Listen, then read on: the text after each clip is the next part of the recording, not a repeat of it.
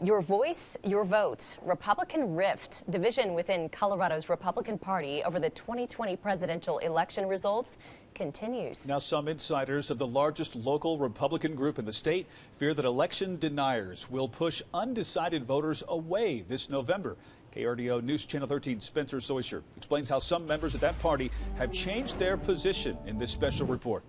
The oath that I took this past Sunday to defend and support the Constitution makes it necessary for me to object to this travesty. In politics, 2 years is a long time. If you count the legal votes, I easily win. But for the Republican Party, it's not long enough to put an end to election conspiracy theories. If you count the illegal votes, they can try to steal the election from us. According to a newly released Washington Post report, 53% of Republican candidates on the ballot for the U.S. House, Senate, and key statewide races have denied or still deny the results of the 2020 presidential election. I will not allow the people to be ignored.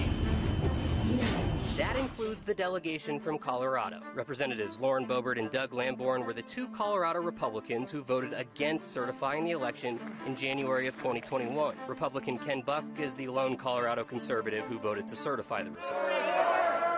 I have no doubt that there are some massive irregularities going on. That was from January 2021, when Congressman Doug Lamborn voted against certifying the presidential election. Since then, more than 63 lawsuits from multiple states alleging voter fraud have been thrown out, almost all of them due to a lack of evidence. We reached out to Congressman Doug Lamborn's office 8 times, just hoping to get an interview with him, but he never agreed to talk with us. Congresswoman Lauren Boebert, though, I'm very proud to have taken that stand, and I believe that there's things that we need to look into. did not shy away from our questions. And I want to know what your view is now.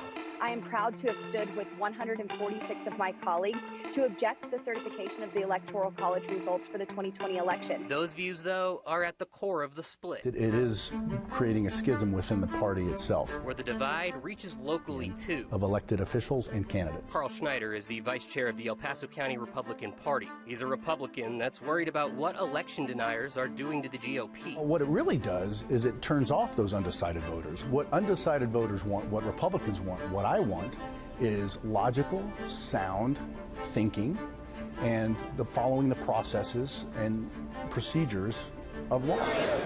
Statewide, a majority of election deniers didn't advance past the primary in June. You were one of the few Colorado Republicans that actually won their primary while still being an election denier. Most of them lost. Does that surprise you, or what does that say about you? Well, I think your question is a little slanted, calling me an election denier. It is the proper role of my office to actually look at the information that is coming to us. The Washington Post projects that more than 50% of election deniers are going to win their races this November. That number includes Lamborn and Boebert. H-E-I-D-I. Not included in that figure, though, is Colorado gubernatorial candidate Heidi Ganahl, who is a Trump supporter. Do you believe that there was widespread election fraud in 2020? So I believe Joe Biden is our president.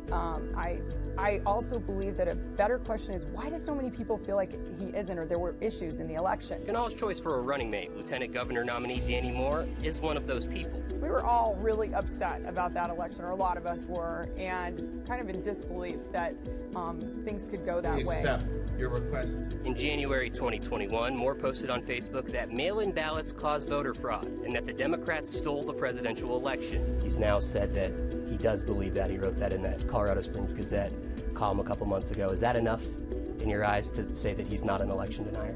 You know, many of us said things in the heat of the moment, and he clarified that right after that. The media just hasn't covered it. While Moore and Ganahl say they believe the results are legitimate, Colorado Republican Senate candidate Joe O'Dea does too. In fact, he's even taken it a step further. What is your view on President Trump running in 2024? Well, I've been vocal.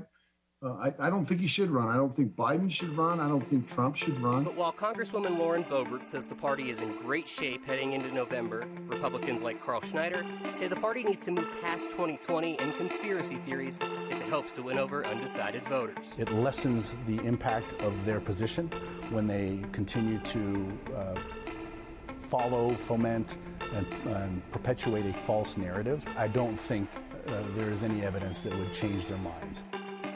For KRDO News Channel 13, I'm Spencer Soisher.